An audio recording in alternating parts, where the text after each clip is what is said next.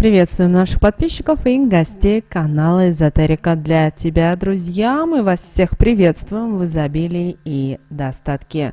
Сегодня в этом видео поговорим о том, как узнать завистливого причину, какие признаки укажут, что рядом с вами завистливый человек. Обязательно просмотрите это видео от начала до конца и научитесь распознавать людей в своем окружении.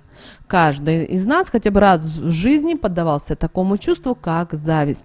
Да, это эмоциональное чувство бывает двояким. Под ним подразумевается как белая, так и черная зависть.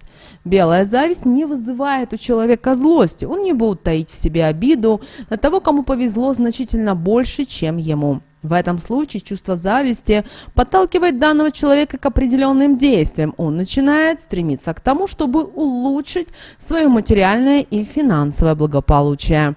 Он ставит перед собой завышенные планы, стремясь достичь больших успехов, получить то, о чем он мечтает в свою жизнь, оказаться на одной ступеньке с успешными людьми, которые его окружают, которым он позавидовал. Черная зависть – это одно из самых сильных негативных чувств.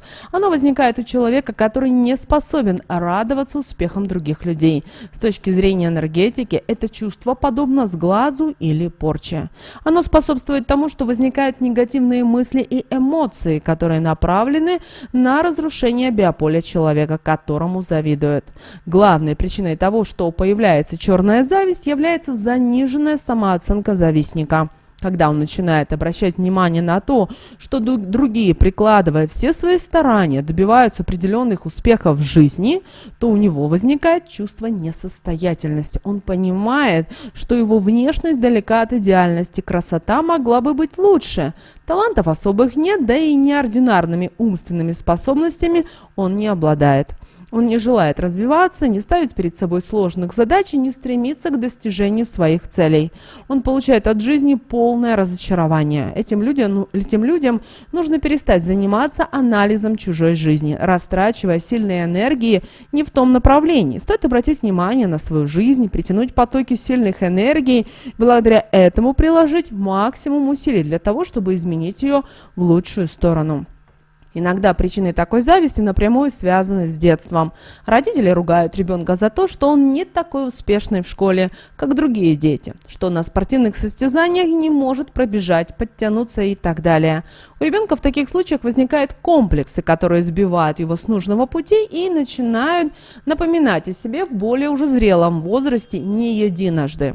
Помня о том, что у него не все получалось, как у других, он будет думать изначально о том, что он хуже, что у него ничего не получается, именно из-за этого, что у него нет способностей, как у коллег и друзей. Даже если он в чем-то лучше, то это все утратится. В результате этого и появляется черная зависть. Когда человека одолевает зависть, он на подсознательном уровне, даже сам того не желая, начинает сравнивать себя с теми, кому в жизни везет значительно больше. Если кому-то везет больше, чем ему, он начинает осознавать, что он снова-таки хуже других, что все его усилия напрасны, перекрывая такими мыслями жизненно важные энергетические каналы, отправляя посыл во Вселенную, который будет притягивать к нему все то, о чем он думает. Зависть – это проявление слабости и неуверенности в себе. Когда человек не предпринимает никаких особых действий, чтобы изменить свою жизнь, только жалеет себя о счастье других, просто-навсего мешает ему спокойно жить. Наше окружение, люди, которые находятся возле нас, оказывают на нас сильное влияние. Есть такая пословица, и вы не раз, наверное, ее слышали. Скажи мне, кто в твоем окружении, кто твой друг, и я расскажу о том, кто ты. Значение этих слов мы начинаем осознавать уже только со временем, когда взрослеем. Всегда приятно находиться рядом с добрыми, отзывчивыми, бескорыстными людьми, с теми, кто имеет определенные мечты и стремится достичь чего-то в своей жизни. Однако, к сожалению, не все в нашем окружении именно такие люди.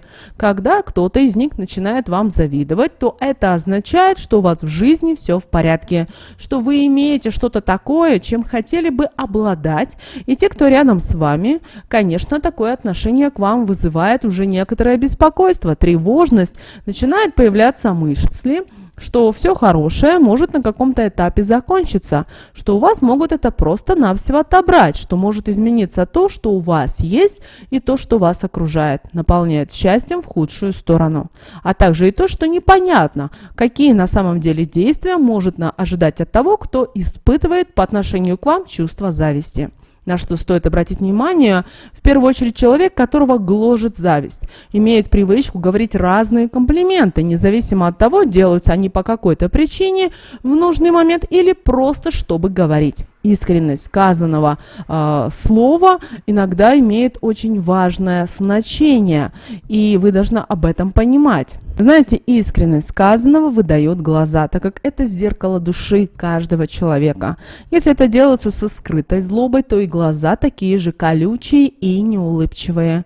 Люди, которые завидуют, никогда не признаются в этом, не покажут своих эмоций, а наоборот обвинят вас в том, что вы несправедливы по отношению к ним. В таком случае, если у завистника стало что-то получаться, хоть немного похвалите его, помогите выбрать другой путь. Это поможет стать ему добрее, посмотреть на мир под другим углом, стать добрее к вам, а те, кто вас знают, еще раз увидят и уверятся в том, что вы искренний, действительно хороший человек. Никогда не стоит воспринимать лесть завистника всерьез, даже если вам приятно слушать данные слова, так как за всем этим могут прятаться совсем другие намерения, поэтому с осторожностью относитесь к людям, которые рассыпают комплименты. Люди, которым подвластно чувство зависти, стараются даже незначительные свои успехи выставлять на показ. И если разобраться, то на самом деле им нечем хвастаться. Это происходит чаще всего в тот момент, когда вы достигаете каких-то определенных успехов, когда окружающие спешат вас поздравить, то именно в таком случае вы можете услышать слова: «А что здесь особенного? Ну подумаешь, вот я». Происходит это все потому, что они хотят подчеркнуть, что вы не настолько успешны, что могло быть и лучше. Вы упорно или целенаправленно идете по жизни, пытаясь добиться определенного результата, а ваши завистники обставят все так, что якобы вы особого ничего не осуществляете, что все, что вы делаете, это обыденное дело, что вы не напрягаетесь, не прикладываете усилия, что вам просто повезло, так как у вас сложились обстоятельства.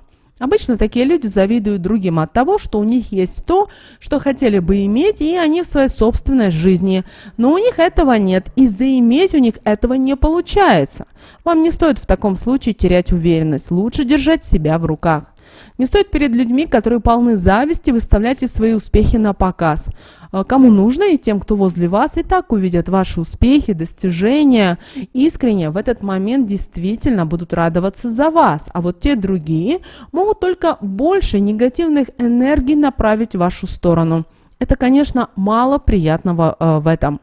Когда у вас что-то не получается, срываются сделки, разваливается проект или испортились по какой-то причине личные отношения, то ваши завистники в такие моменты будут испытывать неописуемую радость, но при этом тщательно будут пытаться скрыть истинные эмоции, стараясь вроде как вас и поддержать, но в душе будут ликовать, мол, так вам и надо. Вы должны спокойно относиться к происходящему.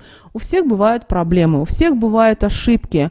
Этого не бывает только у тех, кто не живет полноценной собственной жизнью и ничего не делает. Важно, чтобы в этот момент вы не показывали, что вы расстроены, чтобы люди, которые проявляют к вам зависть, не могли получить удовольствие от того, что у вас что-то не получилось, так как было изначально запланировано, что на данном этапе могли возникнуть проблемы. Нет для этого какой-либо причины, но вы на энергетическом уровне чувствуете, что вас ненавидят. А вот за что – непонятно, но ненависть возникает из-за зависти. У вас в такой момент может появиться даже желание наладить отношения с таким человеком, но будьте уверены в том, что у вас ничего не получится. Вы просто-напросто должны перестать всяческое общение с данным человеком. Если по какой-то причине такое не получается, то хотя бы держать его на определенном расстоянии от себя. Вам ни к чему этот негатив. Старайтесь, чтобы возле вас действительно находились люди, которые имеют только позитивные эмоции. Завистливые люди за вашей спиной Стараются во всех деталях обсудить вас и ваше поведение. Очень опасным является то, что часто такие люди, вхожи в ваш дом, это могут быть даже родственники, друзья, и мало приятного в том, что они могут распускать нехорошие слухи о вас, зная отдельно ваши жизненные ситуации, соответственно, приукрашивая и подавая в таком виде, каким выгодно. Эти люди внутренне настроены к вам враждебно. Они не обладают чистосердечностью по отношению к вам. Иногда, серьезно поговорив с ними, можно таким действием прекратить распускание сплетен, но вряд ли вам удастся восстановить нормальные отношения. А нужно ли? Задайте себе такой вопрос. Люди, которые испытывают зависть, постоянно стремятся к тому, чтобы казаться лучше, занять лидерские позиции, хотя на самом деле не обладают таковыми качествами. Но в таком случае могут представлять опасность. Их высокомерию, желанию казаться лучше, чем они есть на самом деле, нет предела. Если вам предстоит повышение по карьерной лестнице, то тут же может появиться конкурент, не обладающий нужными для этого качествами, но упорно оспаривающий вашу кандидатуру. В таком случае вы можете подчеркнуть ему то, что вы с ним не соревнуетесь. Пусть он докажет вам свои способности, проявит себя, он, зная, что на это не способен, утратит к вам любой интерес. Люди-завистники, не имея собственной манеры поведения, но в своем желании быть лучше вас, начинают копировать ваши манеры, слова, действия, даже начинают подражать тому, как вы одеваетесь, при этом выглядеть, возможно, смешно. Поэтому вам не стоит расстраиваться по такому поводу. Просто можно посоветовать им быть самим собой, а для этого не нужно кому-то подражать. Когда те, кто находится рядом с вами, явно проявляют нетерпимость, повышенную эмоциональность, все это подкрепляется словесным, ничего не значащим потоком. Жесты и мимика противоречат тому, что они говорят. Поэтому в таком случае нужно начать задумываться о том, чтобы на энергетическом уровне оградить от присутствия таких людей. Вы должны помнить о том, что ваши собственные намерения, ваши мысли, все, что вы делаете, возвращается к вам в большом количестве по закону Вселенной. Чем больше позитива вы посылаете во Вселенную, тем больше добра, благополучия, успеха вернется к вам. Поэтому какие бы провокационные действия не исходили от завистников, не поддавайтесь на них. Берегите свое биополе, ум и душу от разрушительной и негативной энергии. А если он недобр по отношению к вам, то это уже его проблемы, и пусть он останется с ними наедине. Для того, чтобы не попасть под влияние негатива завистника, сохранить свое биополе в целостности, влияние зависти можно предотвратить. Не стоит забывать и о том, что любое, даже ненароком сказанное слово завистника может нарушить жизненный уклад человека, если он будет не защищен. Каких же важных правил стоит придерживаться в таком случае? Во-первых, никогда не делитесь собственными планами в широком кругу людей. Для этого подходит только очень узкий круг проверенных и искренних людей. Далее, никогда наперед, пока что-то не завершится, не сбудется, не рассказывайте о начатом, а о своем задуманном деле. Далее, старайтесь не опускаться до выяснения отношений, удерживайтесь от ссор, скандалов, не огрушайте себя негативными и разрушающими эмоциями. Старайтесь как можно меньше, чтобы информация о вас поступала в ваше окружение.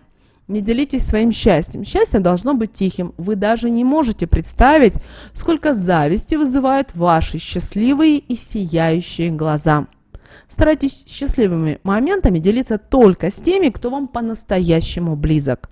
Старайтесь вести себя так, чтобы люди в вашем окружении не раздражались от того, что вы говорите. Тогда в ответ вы не получите сильный злой посыл. Вы сохраните свое биополе в целостности. Далее, вы знаете, что у человека самое незащищенное место – это спина. Поэтому старайтесь к завистнику никогда не поворачиваться спиной.